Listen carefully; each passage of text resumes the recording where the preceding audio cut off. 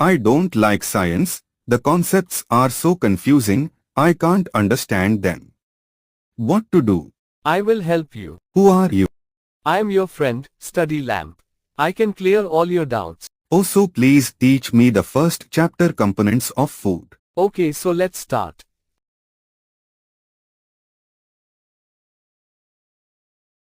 So today, we're talking about something that you and I do every day. No, not scrolling through our phone. Eating. Let's figure out why food is so important and what it does for our body. So, what did you have for breakfast? Was it chapati with curry or rice with sambar? Or, did you just stare at your plate and hope it would magically fill itself up? Quote, now, every meal we eat has ingredients from plants or animals. These give our body something it needs, kind of like how your phone needs a charger, except you can't eat a charger. These things are called nutrients. So what are nutrients exactly? The major ones in our food are carbohydrates, proteins, fats, vitamins, and minerals. And, of course, we have dietary fiber and water. They're like the supporting actors that don't get enough credit but still hold everything together. Think all foods have all nutrients? Nope. Some foods are like superheroes of a particular nutrient. Rice? It's a carbohydrates champion. Meat and dal.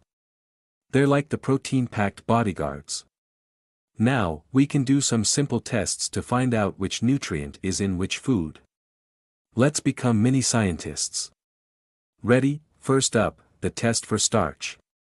It's a type of carbohydrate. Grab a piece of food, like a potato or rice, and drop some iodine solution on it. If it turns blue-black, boom. You've got starch.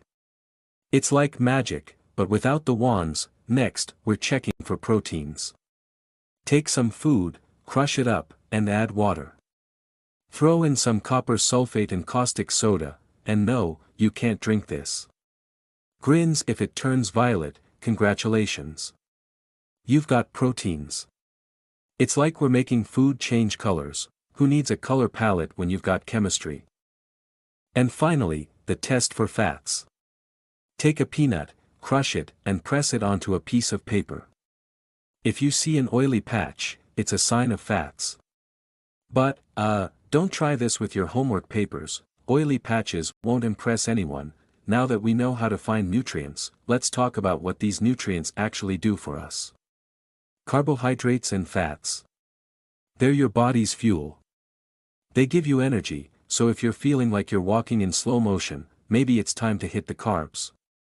Grab that slice of bread. Proteins, on the other hand, help with growth and repair. Think of them as your body's construction crew. So the next time you're munching on some dough, imagine your muscles doing a little happy dance, because that's bodybuilding food right there. Vitamins are your body's defense system. Vitamin A keeps your vision sharp. That way, you can always spot that extra cookie before anyone else does. Winks vitamin C. It's your body's superhero, fighting off germs.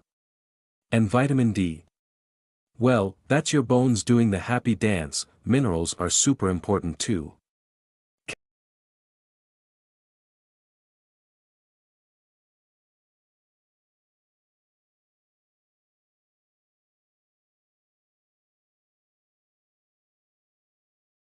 Minerals are super important too. Calcium helps you build strong bones. Think of it as the bricks in your skeleton. And iron? It helps your blood carry oxygen, which is kinda essential unless you plan to stop breathing anytime soon. Let's not forget dietary fiber. It's found in fruits and vegetables, and while it doesn't give you energy, it helps keep your digestion in check. It's like the traffic cop of your digestive system, keeps things moving smoothly. And of course, water.